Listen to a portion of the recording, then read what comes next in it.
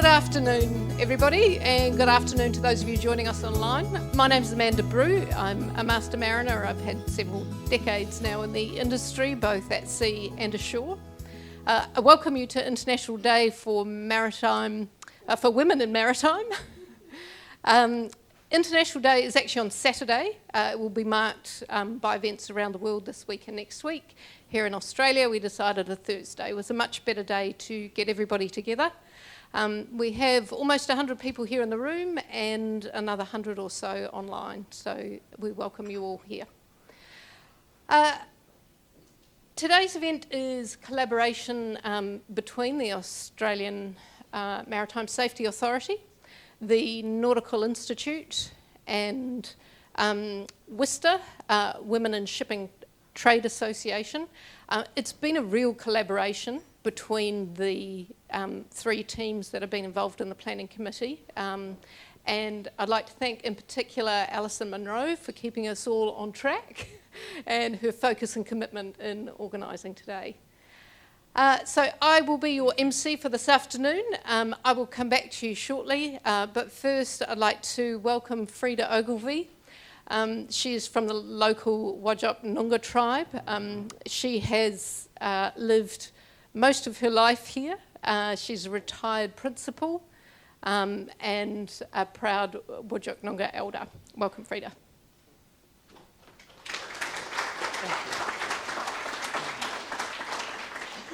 Could I say thank you very much for the invitation to come and join you. I'm not a maritime person, but I am a water person. But most of all, I'm a land person. And having lived around Fremantle for close on 67 years, there's water in my veins, I'm sure. But when I wasn't around Fremantle and I was off teaching, I was in the Kimberley for something about 25 years. Then I moved to Albany. What a change. I was at the second-hand shops looking for all the coats and the blazers and the long pants and the blankets. And after having been up there in Brew for the 27 odd years, I felt that cold weather when I moved back home. But I've had an awesome career in teaching, and no other teacher has had a career like mine. I started off in a classroom, and then for whatever reason, some of the directors came and said, "Oh, Frida, we want you to come and work here." "Oh, no, I don't think so." Anyway, one of the directors came back and said, "Frida, I think you should go." So I finished up in central office. All I knew was it's very political. But I was right because I had my feet firmly on the ground and I could be political too. But anyway, I then got involved with the Early Years Learning Framework, which is a policy document for the 0 to 8 years, still is today.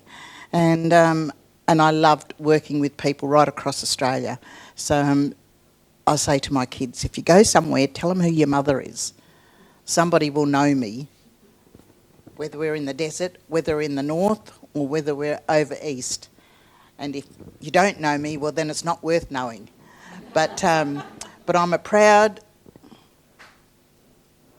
Whadjuk Balladong woman. I am purple and I am passionate, because you're right here on Docker country now. And I suppose it gets in your blood.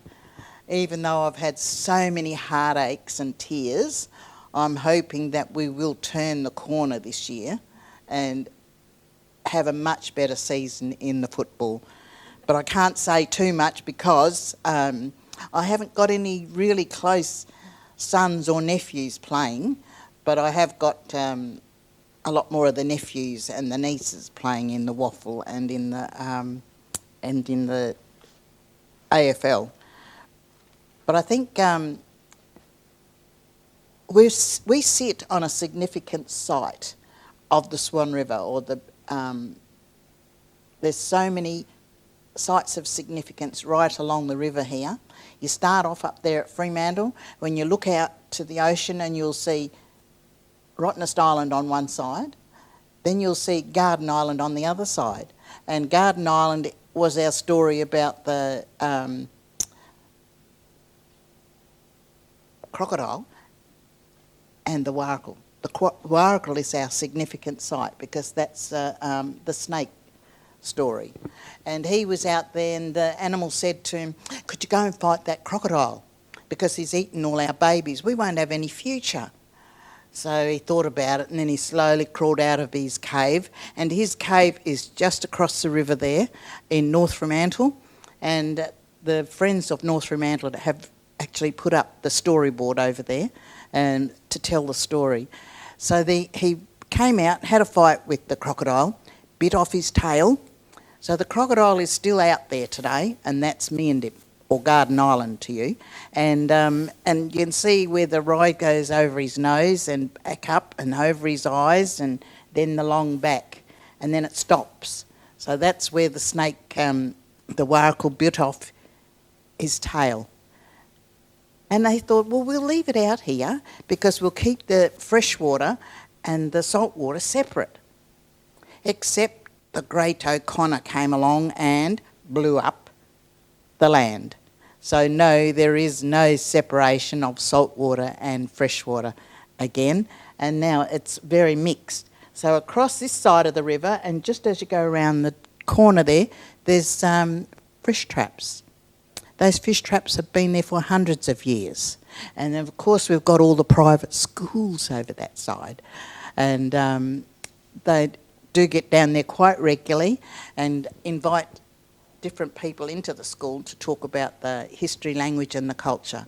Then we cross on the other side of the river and we're on this side of the river, and we're here at Point Walter, which has got the white sands that go across. And that's the story of Junda. And she had the long white hair, and the kids used to hang on to her hair crying and making a noise. And one day she decided, no, I've had enough, I'm off. So up she went. As she got up towards the pinnacles, she shook her hair out and the children fell out of her hair. So that's why there's lots of caves and also the mud stands up there, the rock stands. But that's our stories that we're told, and I'm happy that I could share a couple of those stories with you today. So Kaya Kunaming. Hello and welcome. And I actually sat down after the defeat of the referendum and I thought, oh, what am I going to do now? How am I going to tell people our stories?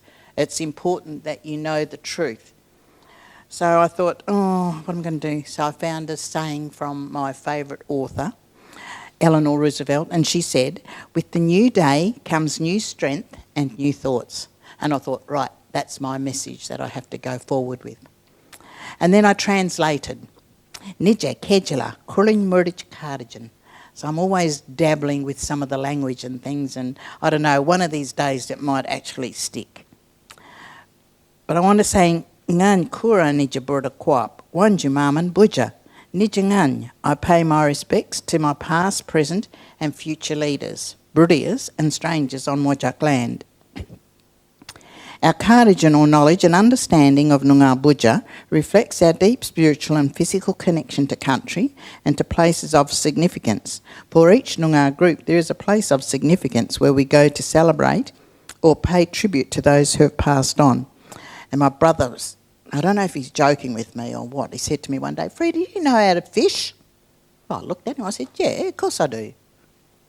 Oh, he said, because when you die, you go out there to the canyon, which is south of Rottnest Island, and that's where the spirits go.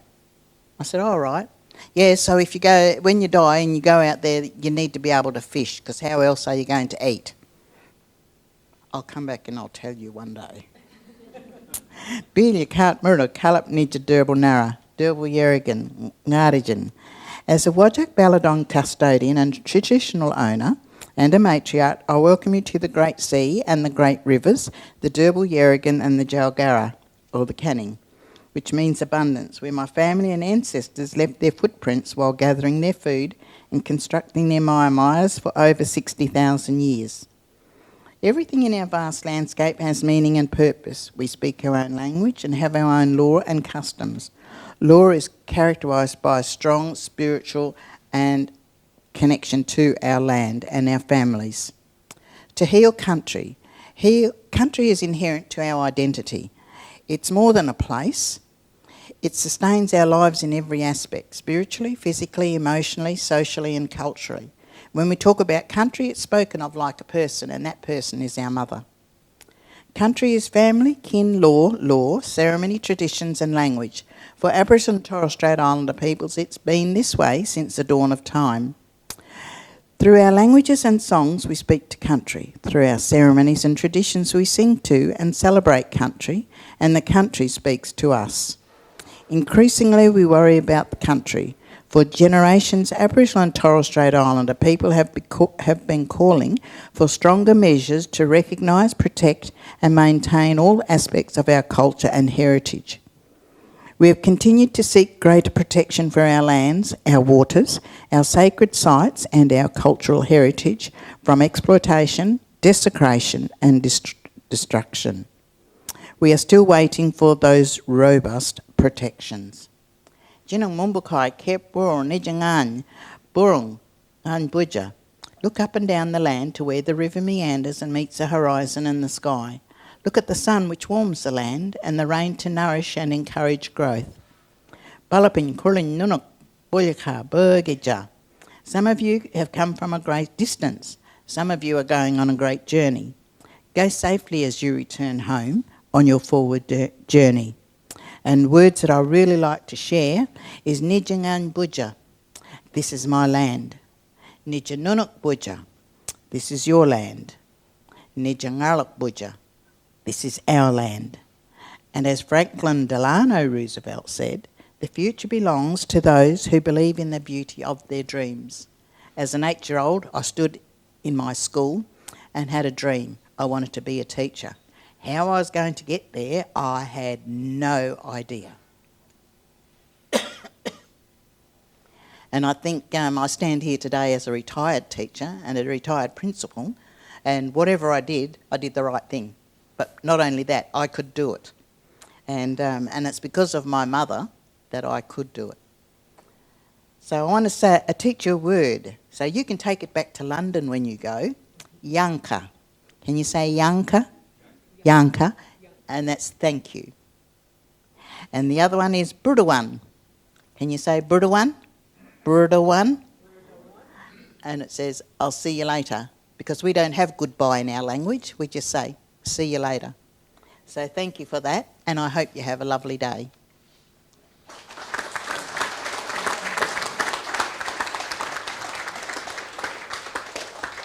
Yanka, Frida.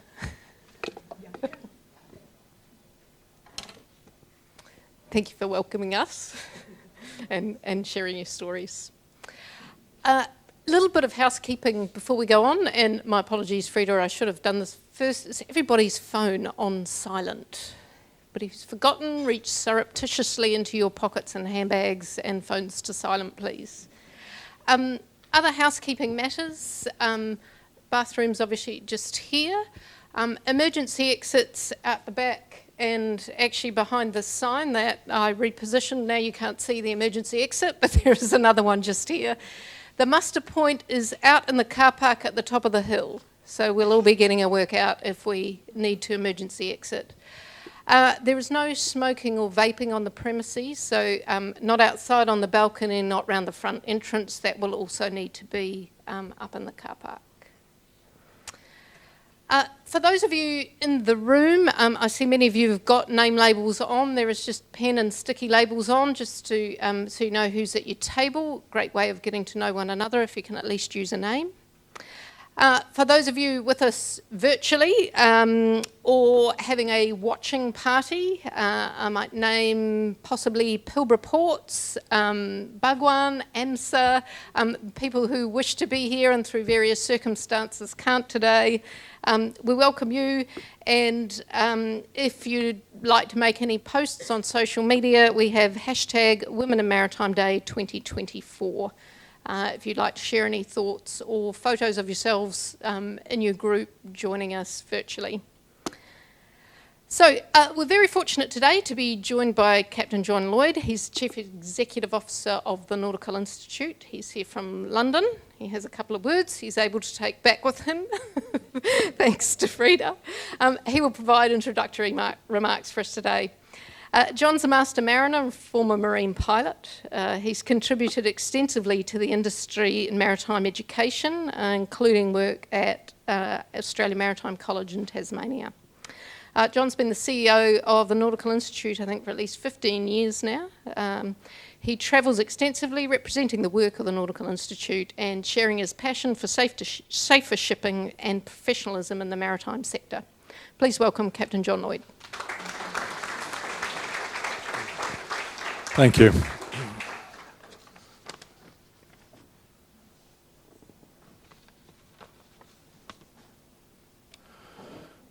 Frida, thank you for your remarks. You know, I've seen some of the signs by the riverside, but it is so much more passion hearing them spoken and so much more insightful. So thank you for your time and thank you for your welcome today. It's very much appreciated. Thank you.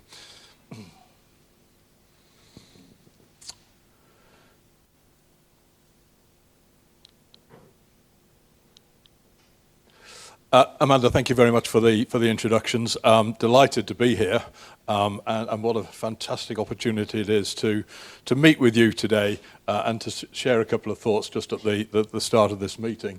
I am Chief Executive of the Nautical Institute. I like to think of these as my personal observations, just in case you hold the whole world accountable, the whole company accountable for it. I've spent quite a bit of time in Australia, but it's been a little while since I've been here. But it's great to be back.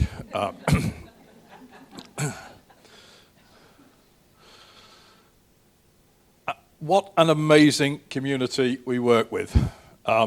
We can argue the numbers, but 1 million seafarers or more, 60,000 ships or more, 90% of global trade. What an outstanding organisation globally that we are part of. An organisation and an infrastructure that continued to deliver its obligations and opportunities throughout the COVID pandemic in a way that no other sector of society managed to. So I think it's a tremendous salute to the professionalism and commitment that the maritime community offers to the global community. And I think it's really important and is second to none in its contribution to civilization. But there's more to do, of course, and when we look at how we can focus on what we should be doing, I think there's a great benchmark in terms of the United Nations sustainability goals, and in particular, quality education, and in the theme of today, gender equality. So it's fantastic to be here as we look at International Day for Women in Maritime, celebrated on Saturday, but recognised here. And I like to think that the Nautical Institute and all of us in this room and everyone listening online will recognise that we've got a role to play in building that gender equality. And I think part of that is about creating the right environment. You know, I meet with a lot of senior women in maritime. They've had tremendously successful careers. And when I talk to them about what it is that's helped them be successful, it's the same as for men. It is about having the right organisational foundations of company culture, contracts of employment, but also I think we have to be very careful with our crewing and so on when we're considering gender equality as well. But there are some details we need to build into this as well, and I hope we'll discuss some of these during the panel sessions and in the workshops later on. Career pathways, where we can see that people have the opportunities to do different things at different times of their career. Some of it might be at sea, some of it might be on shore. We need proper policies in place. We have them, but we need to follow them. So policies for behaviour. And when it's not right, we don't turn a blind eye, we don't look the other way. We have a zero tolerance to bad behaviour. But it's also important that we celebrate success, and we need champions of success to promote those messages. And support mechanisms for people who, for whatever reason, are finding things difficult. And that takes clear leadership and direction. So it's important that we've got those skills throughout our organisations. There are not many of these. There's the last one. And to go with that, you know, we need some training. People don't know everything they need to know. So we need to invest in training and to have go-to people, whether that's for a chat or for counselling or support or whatever it might be. We need to identify where these people are in the organisation. And we need realistic expectations. We are not going to achieve gender equality next week. It is a journey, and a journey of 1,000 miles starts with the first step. But I think in that context, we also have a world of opportunity through technology. We are in a changing world. We are going to see ships managed and operated in a different way, ways in which I think will offer new opportunities for women in maritime to take on slightly different roles. Men will be taking on different roles as well, but this might offer additional pathways which can reflect career choices more flexibly and more realistically. So I think this technology generational change provides opportunity, not problems. But there's a couple of other things I want to say as well. You know, signposting is really important. I spent a bit of time in Queensland on one of my visits, and I thought, well, if I had young kids, I wouldn't be sending them into the water where these signs are on the beach. Well, signposting nowadays for young people considering their choices is often linked to the social media. So we need to be considering what is the signposting that we're putting on social media.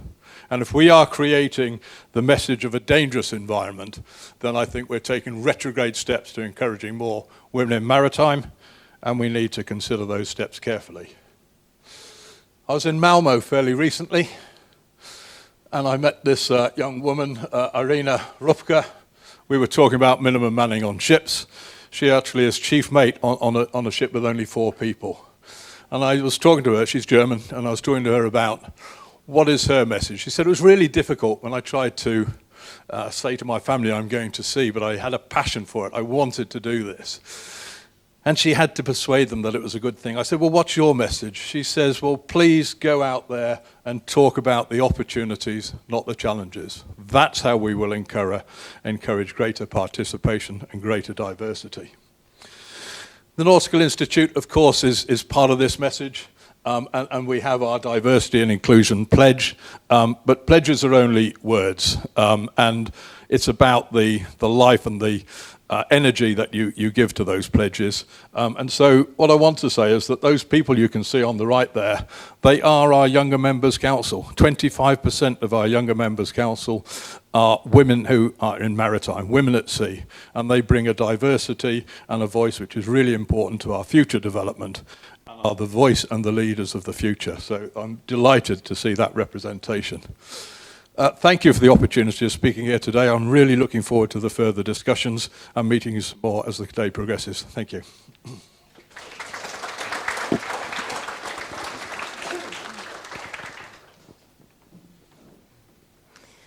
Thank you, John. Yeah, good insight there actually about the signposting. And yes, one of the things I think we really need to think about is what is the message we are sending to younger people to bring them into the industry. So yeah, thank you. That's a really good point. Look, moving on to the central part of today, we're really lucky to have the panel that we have together, put together today, and I'll invite you up shortly.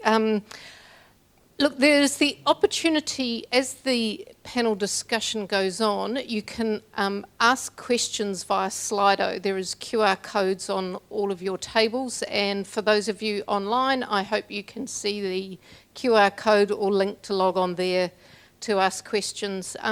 Once the panel discussion is underway, as best as Jillian, our moderator, can, she will look at those questions, and if we can weave them into the discussion, we will.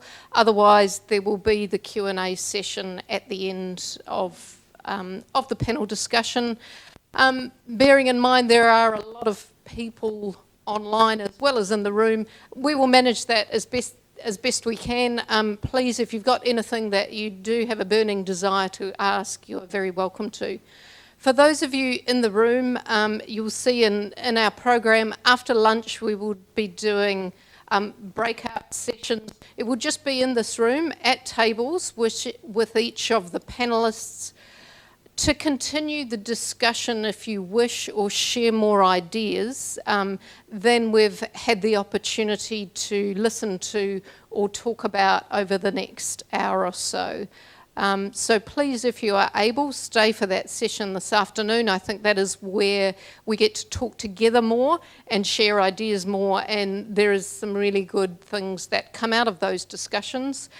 We will be taking journal notes on those discussions that can be shared afterwards as some of the outcomes, sharing of ideas that were discussed today.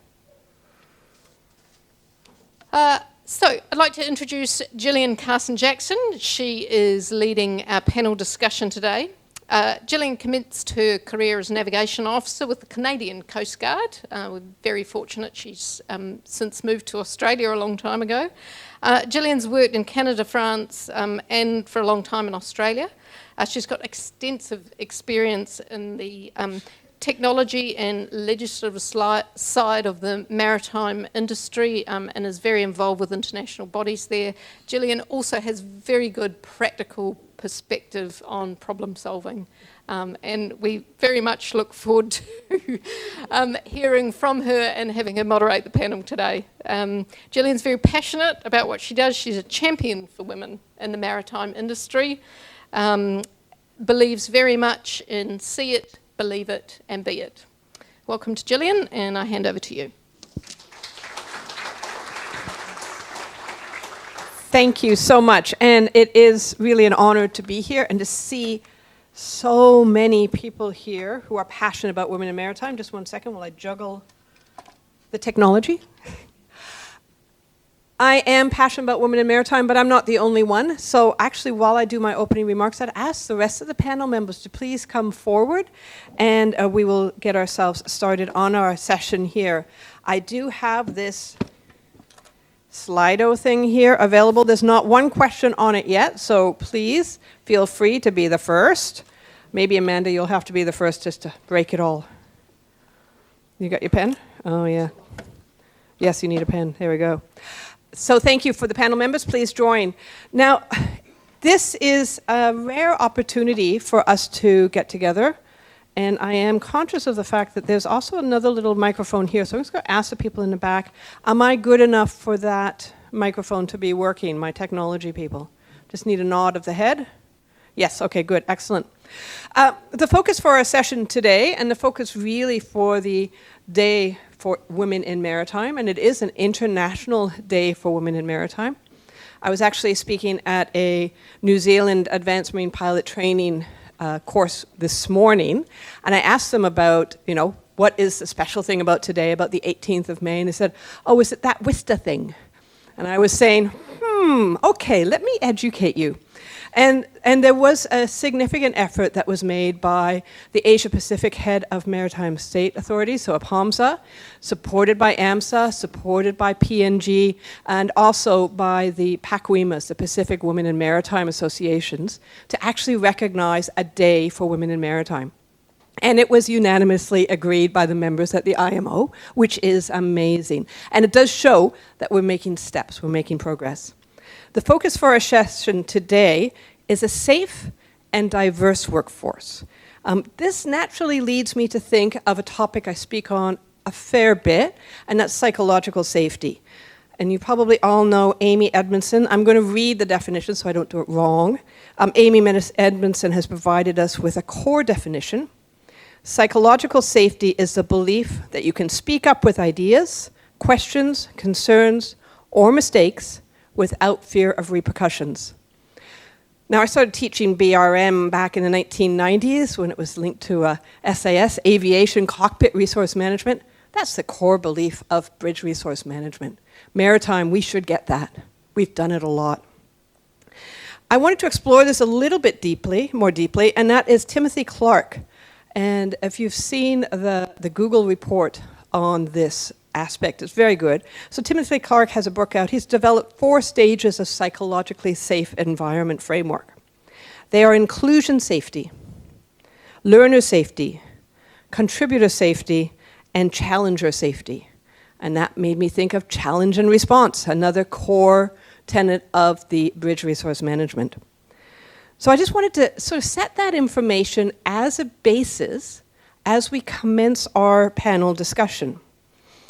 Now, I'm also aware of all of the amazing people online, and please, I'm still empty on my Slido, so that's okay. I'm hoping to see more action come up soon. But welcome. I'm sorry you can't be here in person. I have many, many times been you online at events, and I know it's important to feel included. So you are definitely included. Thank you. And to everyone else in the room, thank you so much for being here. Now, ground rules for the panelists. Just a couple. Actually, just one. Please remember to keep your answers as concise as possible. We've talked about that before. It's funny because I can't see you the way this is set up. I'll keep wandering around to look at you. And that is because we want to make sure we have a chance to answer as many questions as possible and to get all the points of view. Now, I did see that Frida snuck out quickly on me, and I was going to say Junka to her because I love that. I've learned a couple of new words today.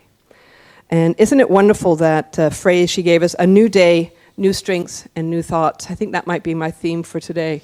I thought that was just glorious. So just to get us started, I'm not going to introduce these panelists because they are amazing people in their own right. Well, first off, you already know about John. But what I would like to do is I'd like to start at the far end. If you could pass that microphone down. And I would like you to each introduce yourselves just briefly. Tell us a little bit about yourself and why you think an International Day for Women in Maritime is important. Good afternoon, everybody. I'm Lisa Williamson. I work with Fremantle Ports. So this is our area. We're very, very lucky. A bit of my background. Look, I'm really experienced in maritime. I've got 5.5 months under my belt. So, I'm looking forward to learning a lot. But I have worked in industry, male-dominated industry, my whole working life. So everything that we're talking about today is very close to my heart. And I think, we're on a very early journey in maritime, and it's an exciting time. So I think the International Day for Women in Maritime is the key to that moving forward. So I'm really looking forward to hearing a lot about the maritime industry today. Thank you. Excellent. It's a great, great link to that signposting as well. Yes, Michelle. Hi, my name's Michelle Booth. I'm a lead investigator with AMSA. I'm from Melbourne, so I'm loving this weather that you've put on for us. Thank you. I've been in maritime for probably around 27 years now. So started off in the super yacht industry. If anyone's seen Below Deck, yep, that's true. And then I thought I'd come back to Australia for the Olympics and ended up staying in Sydney for 14 years and worked for a yacht charter company there. And then I thought maybe I should get a real job, so I actually moved to Melbourne and worked for an insurance company and then started my kind of government roles in maritime with the state regulator, and I've been at AMSA since 2019. So yeah, I'm looking forward to hearing some ideas today of how we can change the industry a bit. Thank you very much, Michaela. Hi, good afternoon. My name's Michaela Moss. I have a background in maritime of I'm not telling how many years. With a little bit of everything thrown in the mix there, also marine rescue and helicopter rescue, and then going into state government in maritime and AMSA, so we had similar pathways.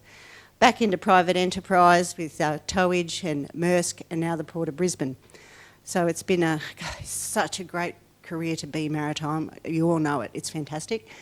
And why I think this day is important and what we can get out of it is I think this is our opportunity to again highlight and raise and come up with solutions that are about women, for women, and it's groups like this that can really start to make headway in that area. That's fantastic. John, any comments on why the International Day for Women in Maritime is so important? I think every important subject needs a spotlight, a showcase, and for me, the Women in Maritime Day and the fact that it is truly international and it is sponsored by the International Maritime Organisation provides that spotlight and the starting point for some really important discussions. That's fantastic. Excellent. Thank you. And thank you for those on Slido. I do have some questions in. I'm actually going to weave one of those questions into one of the actual pre-planned questions because they work really well. We've got a couple of questions in here. One of them is, how would you respond to leaders in the industry who say just hire or promote the best person regardless of race or gender? I think that actually comes into our first question, which is going to be about organizations to hire and support diversity. Before I pass that out, though, there's another one that's linked into that, and it's, where was it? Everything moves around here. the concept of, oh, it's gone. Okay, so that would really be, that sort of link into how can organizations hire to support diversity, and also thinking about that concept of we hire or promote the best person, which we often hear that. And I've had that before. And then I've had the other side where, oh, we knew you'd get the job because you're the only woman who applied. So you get, I hear some notes on that. Yeah, you sort of hear that one. So how can organizations hire to support diversity? And I'm going to start off with Michaela on that one. Gosh, it's a tough question. We're 2% of the maritime industry worldwide, so we clearly haven't got this one right yet. I think that there's preparation of your workforce. I think one of the things about being a minority group in a workplace is that we leave all of that workplace behaviour to the individual if we don't support them. So I think organisations need to look at those soft skills, that understanding of how to behave appropriately, cultural gender, be it cultural gender. And I think that's a really important key to it, is preparing your workforce so that as a group of people, our organisations, our employment platforms can better reflect society and including the safe behaviours in the better of society. So to me, it's about that support, training and education and making sure that's in your workplace first.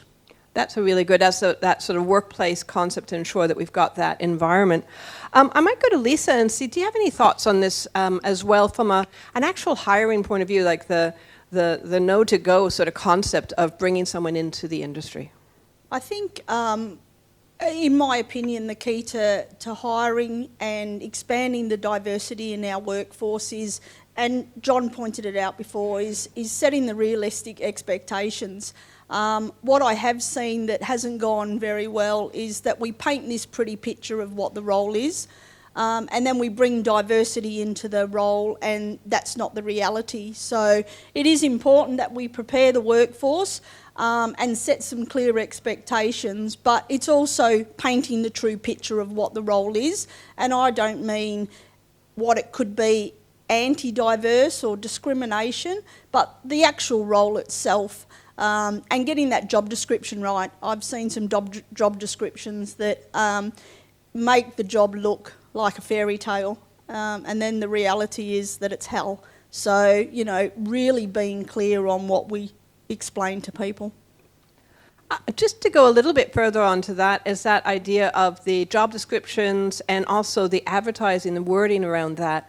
How can we ensure that we actually word these so that we encourage a diversity? I remember watching at some job descriptions that went in, and basically it was obviously that they wanted a certain person. It was a master mariner. He had been to sea for at least 5 years, had at least this much experience, and so therefore there's no way I could apply. But just being me, I applied anyways, and I got the job. But that is the kind of wording I think that might turn people off. What is it that we could do to try and, at the very beginning, encourage diversity? I think one of the keys is that we need to attract the right people and not look for the superstar. You're not going to get the person that has all the experience, will hit the ground running because everybody wants that person. So, you know, to be able to expand our diversity, we need to be willing to put in the effort and develop and train people. And if you get the right person that's enthusiastic, wants to learn, will listen, wants to grow, then that's the person I would be recruiting, not the person that knows everything already. Thank you. Any other comments on that sort of topic there about hiring people in? Yes, Michelle? Yeah, it's a tough one, that one, because as you say, there are a lot of job descriptions that kind of you feel like you're limited, and coming from a lot of different jobs within maritime, I think I was put off not being able to tick off every box, and I think over the years I've learnt that, you know, no one's going to have all those things that you want in a job. So yeah, just I think a lot of it is getting rid of those are the things that you have to have, the must-haves, because I think you're right, investing in people and putting that effort in, and I've been lucky enough that I've had people have faith in me and do that as well, so I think that's really important. Excellent. Any other comments from panellists? No? Nothing else? And that goes really well with one of the comments online on Slido as well about explaining the importance to amend our language that we use, going away from manning to crewing. And it might seem that it's being politically correct gone crazy, but it actually makes a difference, especially when people are looking to envision themselves. So I always say you have to see it, but you also have to believe it. So you can see a woman in a position, in a role that you want to go for, but then if you read that description, and it doesn't seem inclusive, then it could put you off. It might be at the very beginning that you're not able to do it. So thank you for that comment online as well, or on the Slido. So linking on that, if you could wave a magic wand, and going back to that signposting and that concept of a feeling of safety and having that environment, what would be the perfect workplace that would be safe and inclusive? And I'd like to start with John on this one. And that specifically, he gave us that presentation on the pledge as well. So, John. It's really hard to look around the corner, isn't it, and see what might happen next. I think for me, the perfect workplace is one where everybody has opportunity, that we can recognise that people have different personal commitments during their career. They might want to change where they're working, who they're working for. And I like to think of that when I have a staff of about 40 people in total. We have Americans, we have Portuguese, we have Brazilians, we have a couple of Brits. And it's incredibly diverse, and it's great when we get inquiries, people can talk in different languages. But it also means we need quite a lot of cohesion to bring people together and understand. We have Muslims who have different holidays. There's ways in which we can support them. But the way that I talk to my colleagues about staff development is, this is staff development. This is an investment in you as an individual, as a professional. And whether you're working for the Nautical Institute or moving to another employer, we want you to be an ambassador for the future, for Maritime, in everything that you do. So I think it is about creating that environment of opportunity for every individual. But I think there's another dimension to it. I think it's not just Maritime. I think the whole of society is struggling with this a little bit at the moment. And that's the notion of respect. To be able to respect people's views. They might be different from you. If you work in academia, you encourage the debate because you get to better quality answers.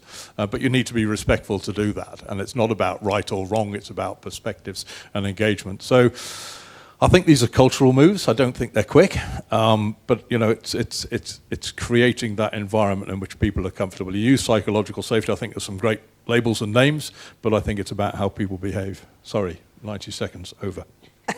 Thank you very much. He's being very good and sticking to the script there. So I actually would like to pass that to Michelle next, if that's okay, from an AMSA perspective. Yeah, I think it's really important for an organisation to actually recognise the importance of that diversity. I feel like sometimes, especially in Maritime, there's that perception of it's male dominated. We don't think that women have a voice. So I think the buy-in's really important as well. So AMSA's got a few programs in place. We have a diversity and inclusion working group. They come up with all our policies and procedures for that kind of thing. We have a gender equity action plan for 2022 to 2027.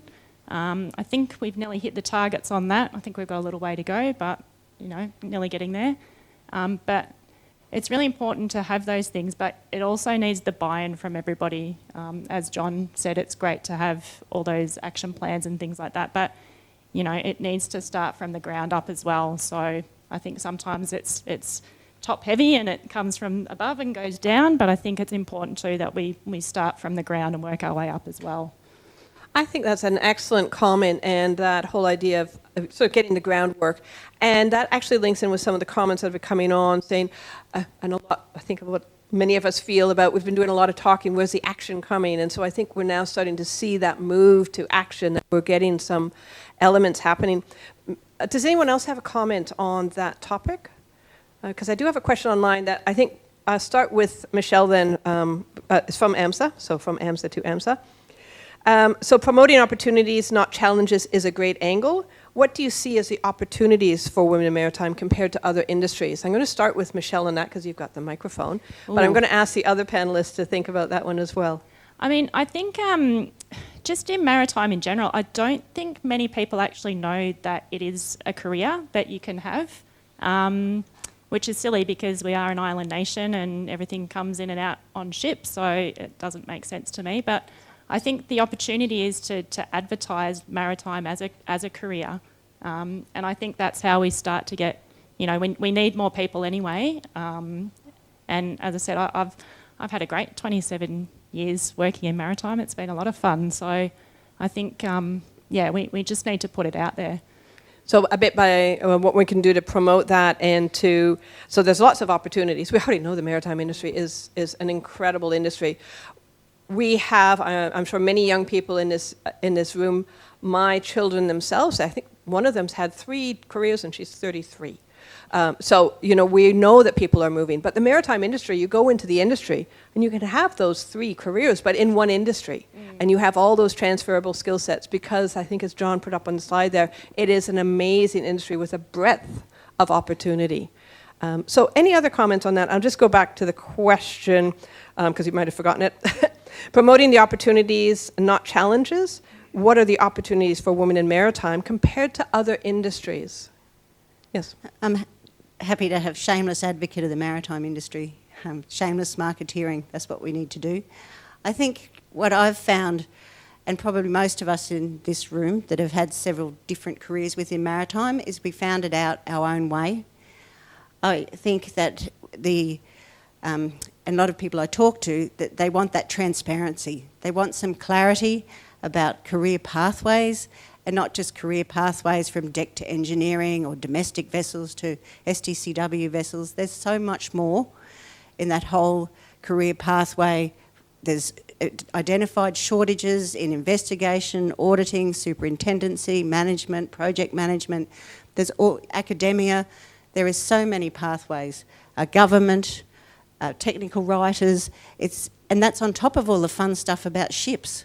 So I think just giving that image that, you know, it's a one-legged pirate with a parrot and people don't identify with that, when we can show the absolute breadth of our maritime industry and all the opportunities through your whole career and your changing career and having families and all those things, then I think we've probably got something up on some of the other industries. I don't think anyone has as much diversity and opportunity as we do over an entire lifetime of work. Excellent. I think John wants to step in on that. I think you've highlighted both the opportunity and the challenge with that. Because of that great breadth, it's really hard to capture those opportunities that are available for people and how we articulate that in a way that makes sense to somebody making an early career choice.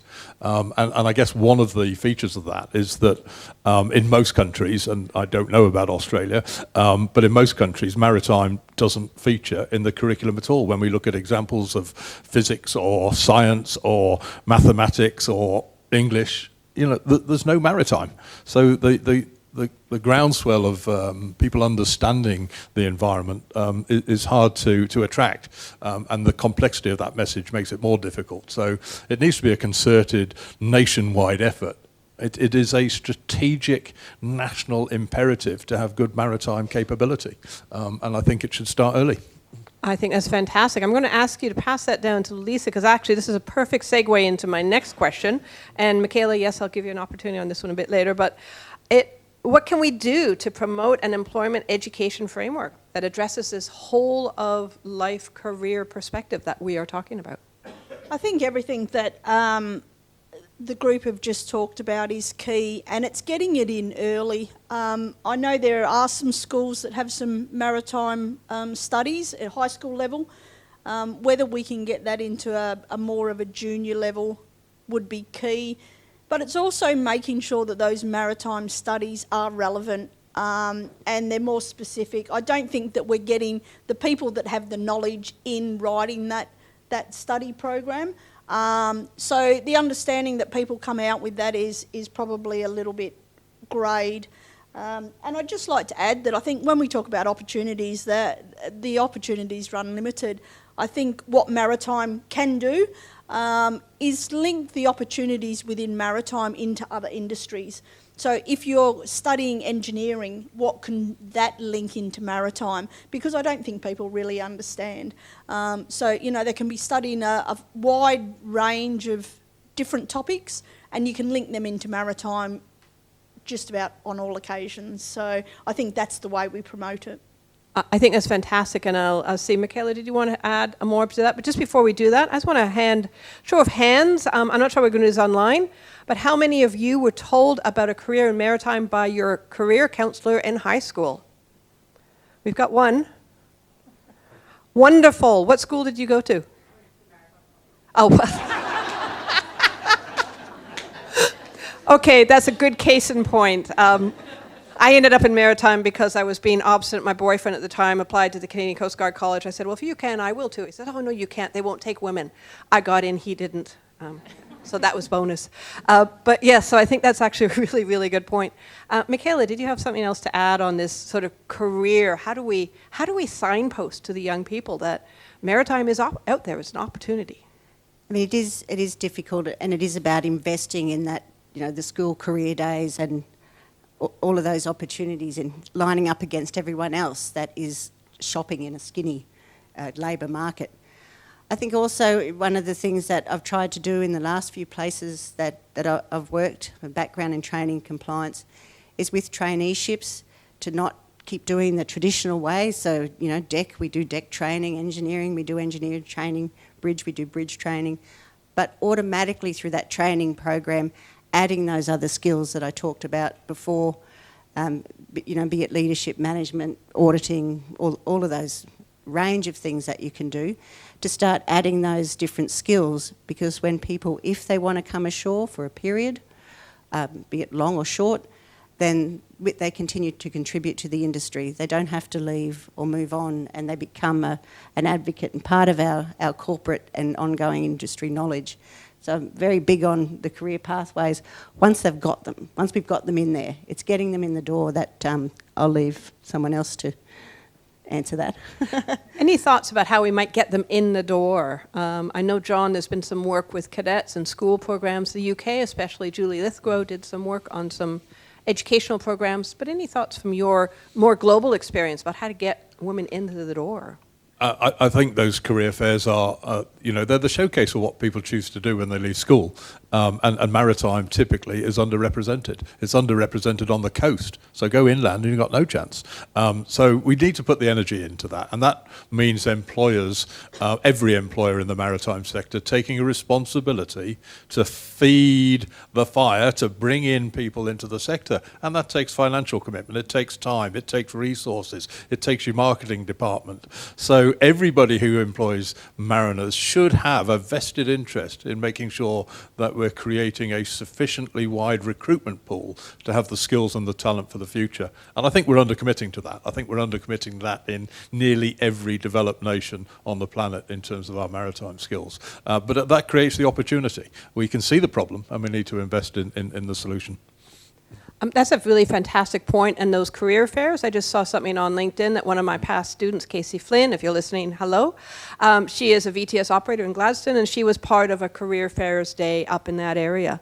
So hands up here, which women of you have gone to careers day, and have you participated on tables and have you been able to sort of promote that idea through careers fairs? Excellent, thank you. One of our panel, a couple people out there, fantastic.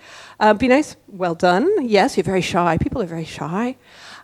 So I think that is a really great opportunity to actually get the word out there to those who are thinking about what might be the next step in their career.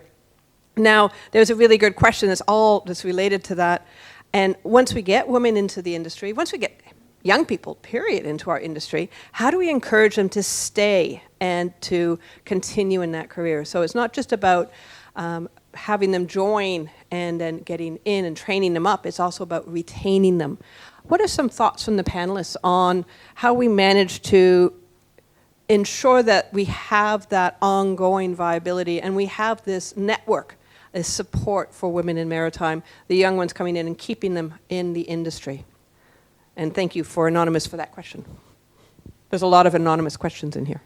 Yeah, I mean, I think that the key to that is, as we said, that there's so many different opportunities in this industry. I started off as a grotty yachty cleaning boats and a deckhand in the Caribbean, and you know, I didn't know that there was this other side of the career that you could have. So I think it's really important to keep people in the industry that they know that there's all these other opportunities to do different roles in maritime. I think it's really important.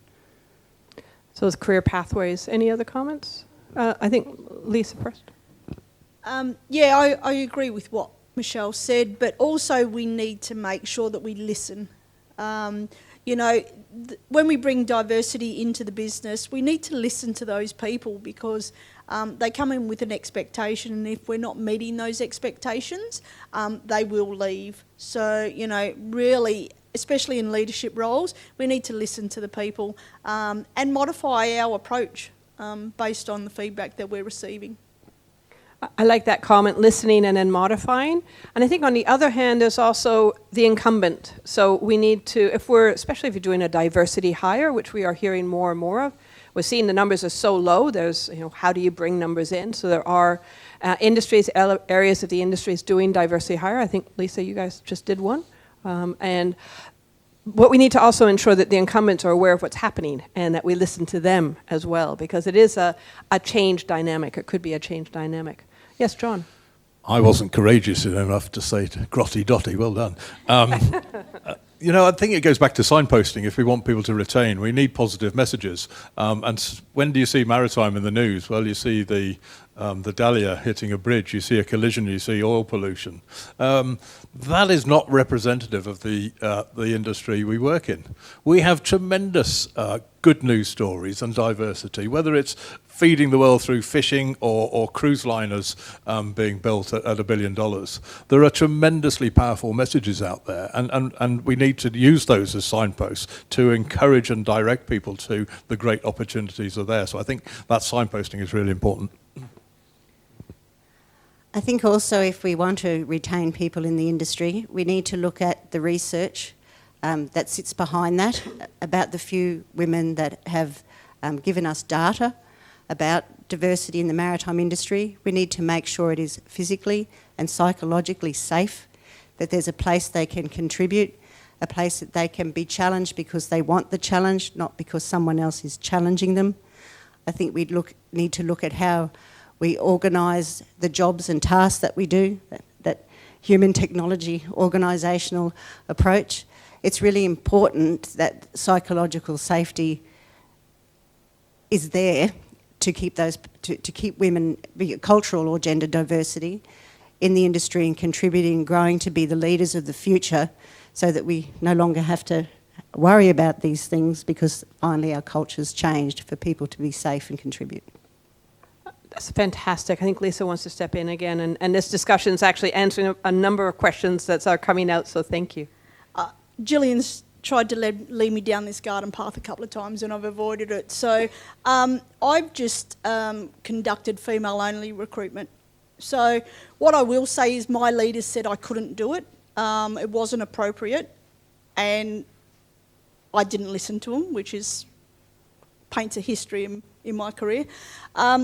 And they said that we wouldn't get any applicants. So I wrote the advertisement, and it goes back to how we write these things. I had 137 applicants for 6 roles. So women are out there that are interested in coming into the industry. We need to be prepared to put things in place to support them. It is yet to be seen, but I'm hoping it is successful. So I have 6 young ladies starting in my team in 2 weeks' time. So, you know, they are out there, they are keen. We've just got to make the steps, and we're not going to create the perfect world for these people. But if we bring them in, they will contribute to making it a better world. I think that deserves a round of applause.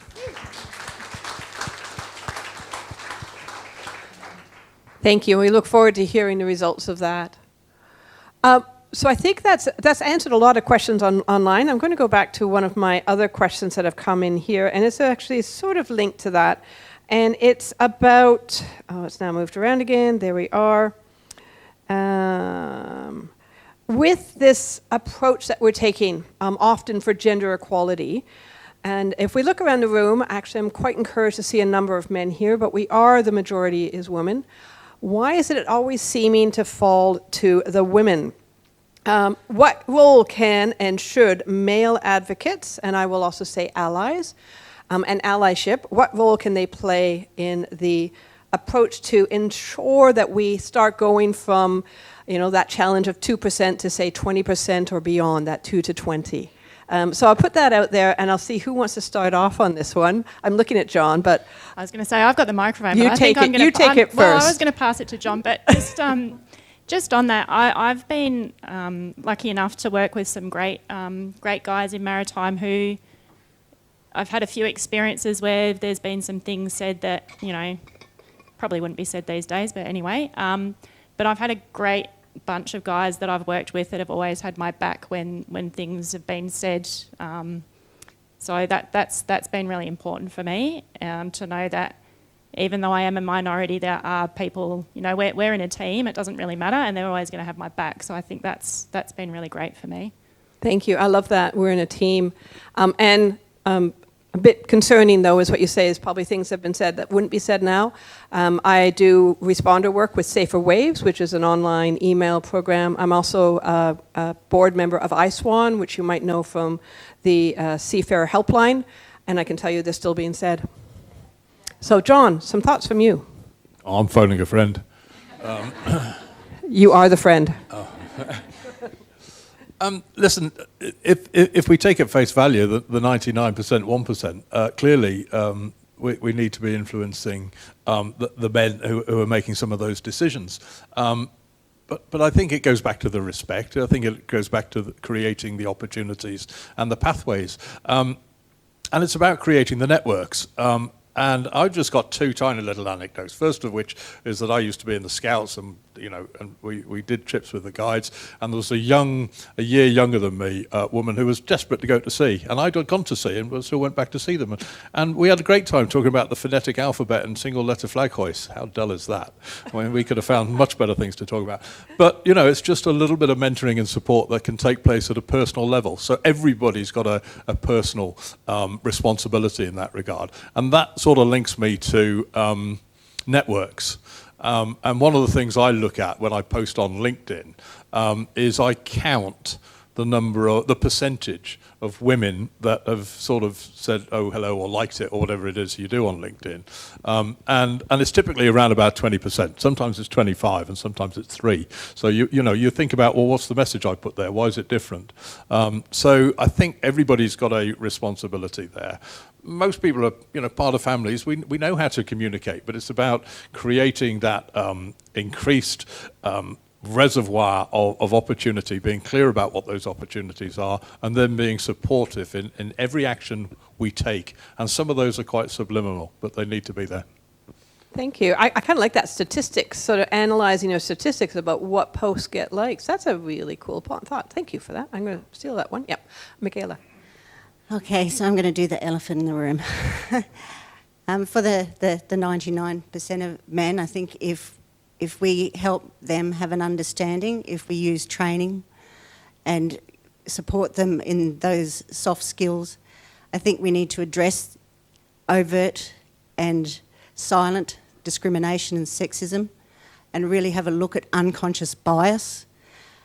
And if there's 99% of the workforce that we want to help us to bring in diversity, then we need to acknowledge that that's a tough thing to change, and we need to give them the tools, work with us, work with them, to give them the tools to help make that happen and to keep that workplace safe and growing and becoming more diverse and inclusive.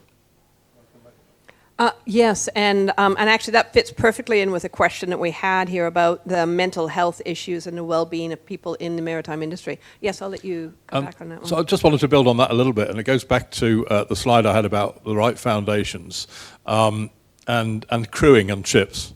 If you are using foreign crews on single voyage contracts, it's really difficult to create that environment of trust and repeatability of knowing where you are going to be and who you're going to be working with next. So that continuity of employment for ships' crews, I think, is really important. We need to be moved beyond the, oh, it's cheaper now if I do it like this, and do it on a voyage-by-voyage basis, and take a more mature, longer-term look at it. I think that's really important, both for sustainable growth and sustainability for women in maritime.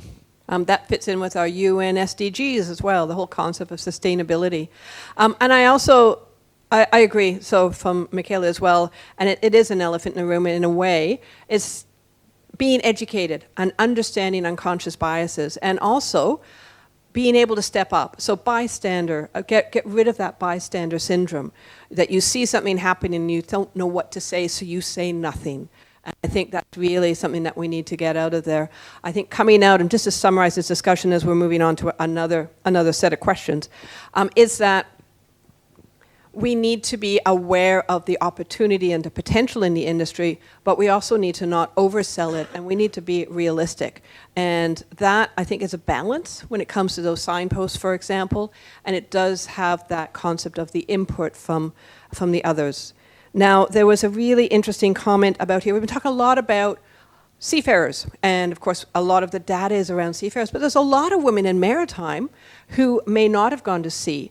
Now, how can we promote those roles? And I guess maybe, Lisa, I'll just ask you, those women that you hired, are they seafarers, or are they, I don't think they're actually seafarers, are they, in your environment? Yeah.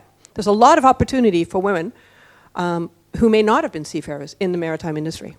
Yeah, no, the roles are land-based roles, but they will be actively mooring and releasing vessels. So, you know, it is all land-based. Believe it or not, the majority of the background is mining. So in WA, mining's so big, and it actually has enabled women to be exposed to male-dominated areas with a lot of support. So, you know, actively they are the people to target. If we want to bring people into maritime, they have had that exposure. They understand those types of industries, and there are a lot of similarities with mining and maritime from what I've experienced and seen. So they are a pool of people that we can target. I think from what I know of maritime, and in particular seafarers, what is working against the industry is the amount of time at sea. You know, big organisations are really working hard on rosters to be able to balance that work-home time, and you know, being a seafarer probably is harder to do because you do spend a lot of time out at sea. That's an interesting comment as well, because I don't know if you saw my Maritime Matters video series that I did during COVID, and I spoke with many male seafarers, and actually some seafarers who are at sea for sometimes over 2 years. They really, whether you're male or female, it's that time away, and we're seeing that with younger people. They don't want to spend that much time away on a ship, in an isolation. It doesn't matter what gender you are.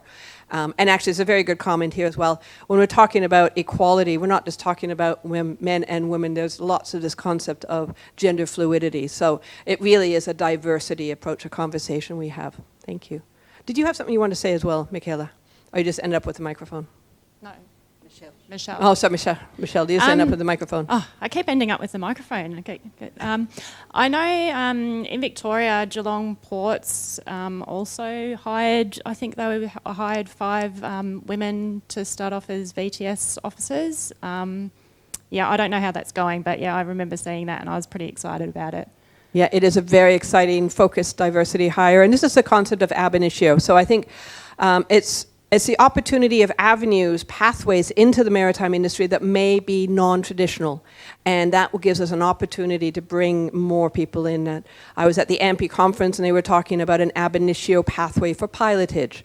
There's the ab initio pathway for the VTS operators. So there's many roles, and Harbour Masters, ANI has had a program for Harbour Masters as this concept of a role, a way into a position in maritime that may be not as was traditionally done. And that does provide an opportunity to bring people in and to sort of amend that area. One area that this comes to as well, and has come up a couple of times in here, and you heard in my introduction, I'm really into technology. What do you think might be the role of technology to support bringing women into the maritime industry? Now, actually, John, you highlighted this in your presentation a bit, so I might get you to start off with this, thinking about technology and the opportunities to support diversity. Well, I think the example of the VTSO is a really good example of not all maritime careers are at sea. The role of support monitoring systems, I've seen some very sophisticated ones for shipping companies that want to provide a supporting infrastructure to their fleet at sea, monitoring systems, providing information, providing technical support and so on. And there are sometimes really important time-based family decisions that women need to make so they can move into those roles. But increasingly, those roles are going to be becoming more significant in terms of how time of supporting the maritime fleet is deployed. And whether that's the remote control of ships or increased monitoring. And I think the quality of life bit about being at sea is going to influence that as well. So all of those things are creating a much more flexible choice and opportunity for gender equality and for women to engage in the maritime discussion and bring that professionalism to it. I take the view in offshore to mariners, there is not a ship on the planet laid up because we can't find a crew. But it's about quality and it's about the right skills. And I think that women can bring those skills to the future and they're very important to do so. Okay, thank you. Any other comments about technology and the role of technology? Yes. Don't you love it? I love technology. I'm with you, Jillian. So a couple of things. I was at a conference earlier this week and Starlink was covered by every single panel. The difference that interconnectivity has made to people at sea so they can contact family and friends more easily. It's no longer sat phones. So that's a really big contribution to technology. I'm also at the Port of Brisbane. We are very proud of our diverse workforce. We have a number of female masters at Near Coastal and a Master Unlimited. Two of our masters have just gone on maternity leave. They had a baby and having babies. So that is great for us, but it has a bit of a challenge, and we've used technology by their time ashore, getting them to contribute to technical writing. So it's really fantastic contribution. And when they come back from maternity leave, looking towards their future, we'll utilise technology from a distance for them to contribute. So we're talking about Teams and Microsoft here. Like it's fantastic for that workforce and enabling that change for people to come in, just on a very grassroots level. That's fantastic. Any other comments from the panel on that? Yes. I think also with technology, you look at the intensity of labour and strength. So there's a lot of technology now that makes physical work much easier. Which then opens the opportunities for people that maybe aren't of the strength of others that can do those tasks. So, by embracing that and the support and the mechanical application of technology really opens the door for a lot of opportunity. Those are fantastic comments. I want to add a little bit of my own thought on that. It's a little bit of what John was saying, and also hooking in on that is that maritime autonomous surface ships are looking at this concept of a remote control center and that support from shore. So there's an opportunity perhaps for a seafarer who then comes ashore to be with her family could still do the job of a seafarer from this remote control center and then work her way back on board the vessel. But it's not only for women, it's for those who might end up with a disability, maybe someone who has I think one of my friends also uses this example, someone who might have a type 1 diabetes, can't get past the seafarer medical to work on a ship, but has all this knowledge and skill set and could work ashore. Going back to that question on mental health, it could also support those who might have difficulties, maybe some PTSD from a past scenario or past incident, but they have an opportunity to find a role. So it does support that whole career. And a good colleague of mine, the president of Nautical Institute, is very good in his saying that when you walk down the gangway, it doesn't mean you can't walk back up again. And so we have that cycle of being on ship, going ashore, having a family, going back on ship. It's not only good for women, it's good for all of the family, all of society. Some really good comments there. And I think that fits in a question that we had with regards to disabilities as well. We are running out of time, as I knew we would. There's a really good, it's a difficult question. It's coming from online, and I'm not sure if we'll actually have an answer, but I want to put it out there because it is from a student graduate.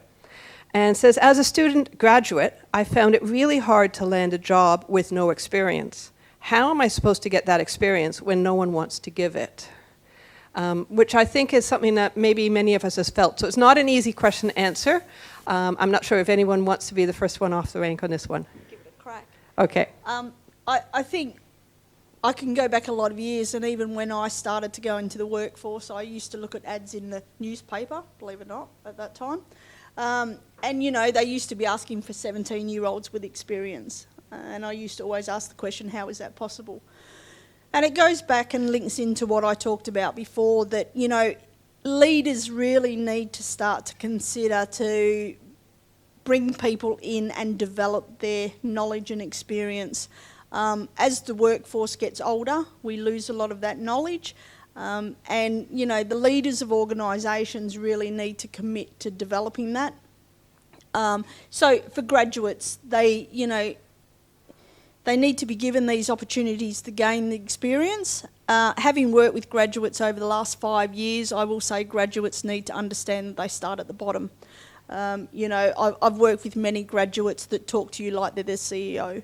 So I think it's also getting them to understand that there is, whether we like it or not, a hierarchy of knowledge, and they need to be able to accept a lower form role than what they think they're suited for and work their way up. So I think, it works both ways. Thank you. Good comments. Does anyone else want to step in on that very difficult question? Yeah, it is a hard question. I mean, I didn't come from a graduate position. As I said, I fell into maritime, thank God.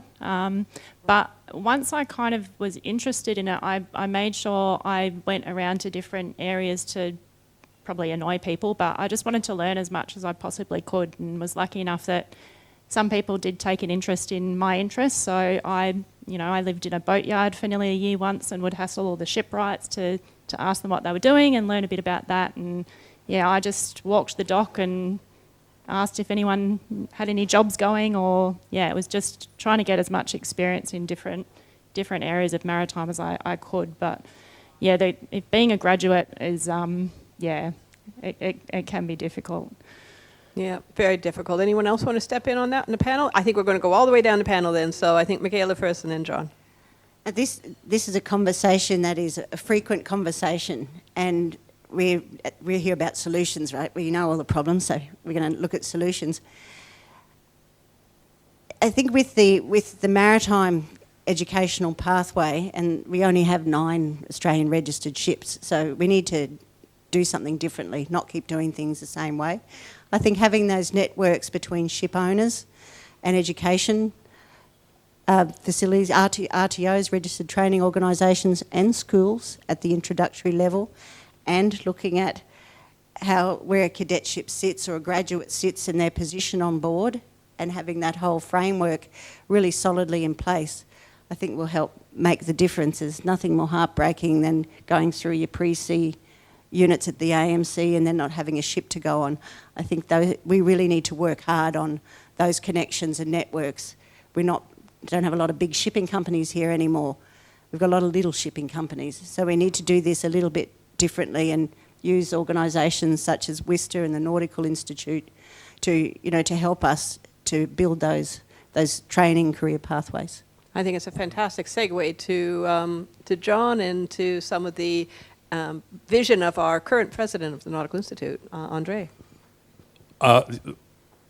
Listen, in terms of, I'm an employer, and I think whether you're a graduate or a master mariner, the employer is still going to be asking the same sort of questions. It's not what you've got, it's what else have you done.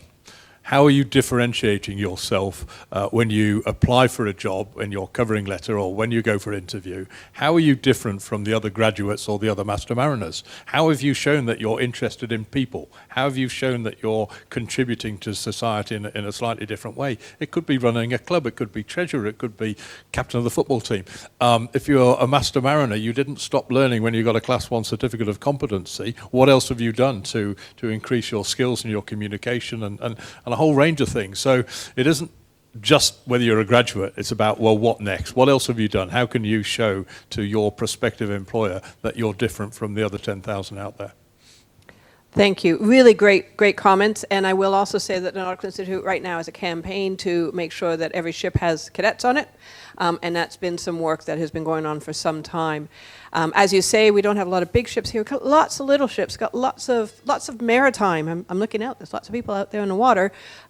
Where can we sort of ensure that we have that training from an Australian perspective?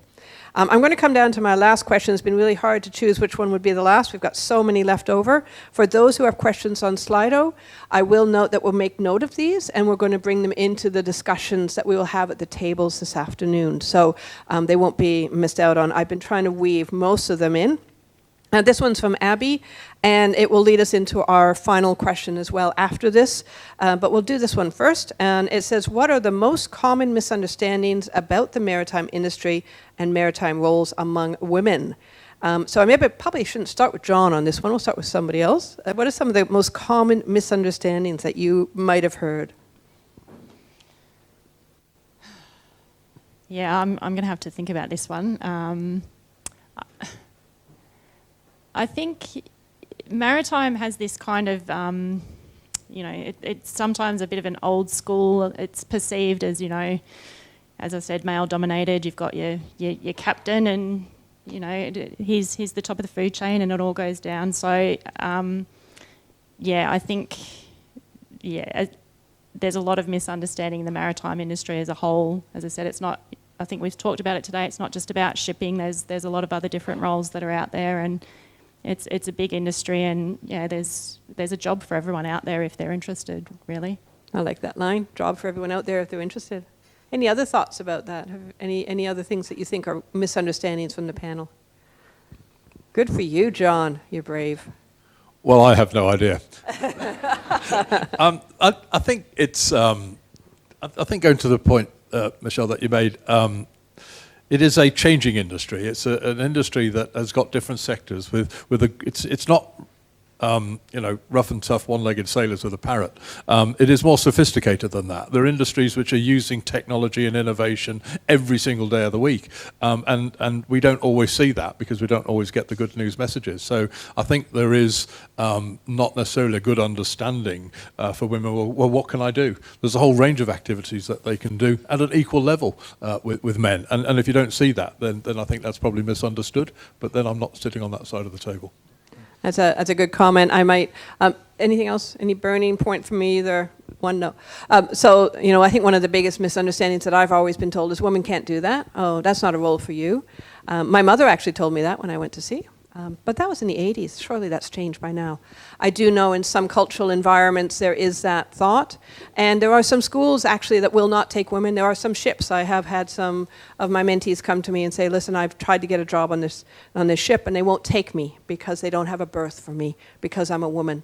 And there's been women who've gone for interviews without knowing their gender. They show up for the interview for the training and they say, oh, we don't take women at this college. I won't mention what country. It wasn't actually in Australia, which is very good. But there are those areas out there. I think from a misunderstanding point of view, women need to know what they can do, and they should probably stand up for that. They're very good at that, I think. In Australia, I have seen, for example, the last VTS operator course I taught, I had 3 self-funded. One was a woman.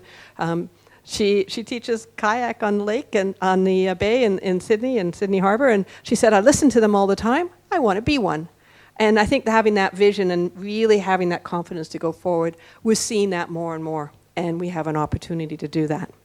Well, that brings me actually to the time to summarize our session, and I have one last question and give each of the panelists one more chance to say a few words. And my question to you all, and John, you've got the microphone, you get to start off. What are your top 3 tips for creating a safe and inclusive workplace? Your top 3 tips. I'm tempted to say respect, because I think it does go a little bit wider than that. It's certainly respect. It's respect for the whole opportunity that diversity in the workforce creates. It's about having the right policies, and that means the right leadership. And it's about creating pathways of opportunity for success. Thank you. Yes. Well, he nailed the top three. So I agree. I think with John totally. I'm struggling because you took them all my three. So good luck by the time I get to you. So I think in addition to the top three, so we're up to number 4, is again making sure that people are aware of what we do. I look at the Defence Forces. Gosh, they're good at it. Their latest ad says, we'll help you pay off your house, and they show a V6 ute. I want to have my life again and go to the Defence Forces. So I think making sure that we're selling it right and that we're supporting what we're selling and that we're doing it better and we're doing it well. Wow, that was a bunch of them. Okay, great. Any left for you there, Michelle? That's right, I'm second last. I think more is more, and days like this are great because it's celebrating women in maritime and seeing women in leadership. I remember when I first heard about AMSA and long time ago, and I didn't think I saw any women on the board or anything like that, and now I know that Janine's our chair, and now our deputy chair is also a woman, so it's great to see them in leadership so that we know that we're not just going to be here to make up the numbers. We're actually going to have a pathway to try and progress if we want to. So I think that's only one, but actually no, that was 2. I'll leave the third to you, Okay, Lisa. we'll leave one more for. There must be something left for you, Lisa. I think transparency is key. We need to be transparent with what it is, what we want, where we want to go. And what I do find is with females in industry is they actually like structure. I think it's part of our DNA. So, when you're bringing someone into an organisation, have a bit of structure with how you're going to approach it.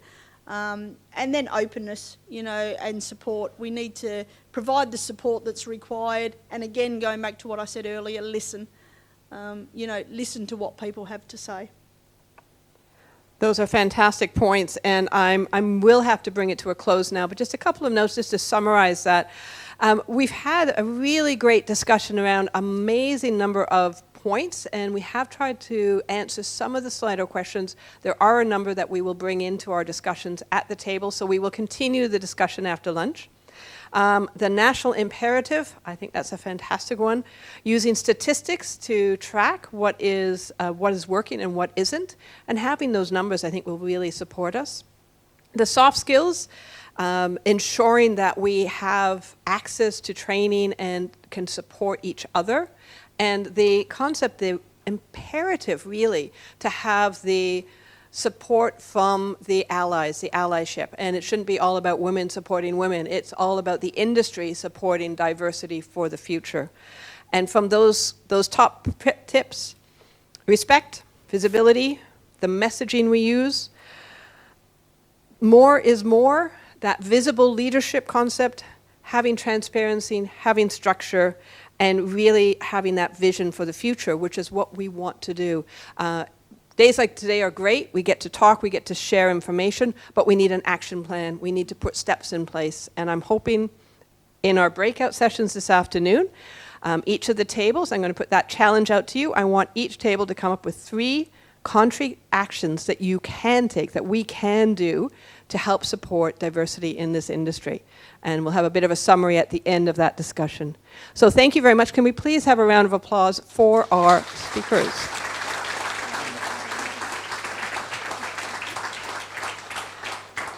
And I'm going to pass back now to your wonderful MC, to Amanda.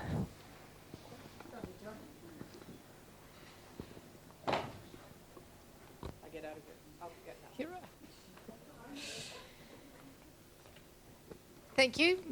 Is that working? Yes. Thank you very much, Jillian, and the panel. There was a lot of good information there. We're going to break for lunch now for half an hour. If we can stay in this area and eat, if you need a little bit of sunshine, if we can just have food first before we go out. I think there is a safe working load of about 30 people along here, which is only a small number of us in the room. So if we can stay in here to eat, thank you. Can I get everybody to put their hand in the air, please? And you can put your hand down if you are definitely not staying this afternoon for the breakout sessions. Thank you. That gives me an approximate idea. Wonderful. If you're not staying this afternoon, you're still very welcome to stay for lunch. You can put your hand down there. Thank you. I know, at least. Sorry, I stopped at one. If you're not staying this afternoon, you're still very welcome to stay for lunch. Online, we are finishing now. Thank you for attending, watching online. We have lots of questions there that were unanswered. For those of you online, whoever organised your participation, we have their email addresses, and after this we will be putting further information out and hopefully addressing some more of those questions that we didn't get to, so you don't miss too much of what you were unable to attend this afternoon. So thank you all very much, and lunch is now available down the back. Thank you.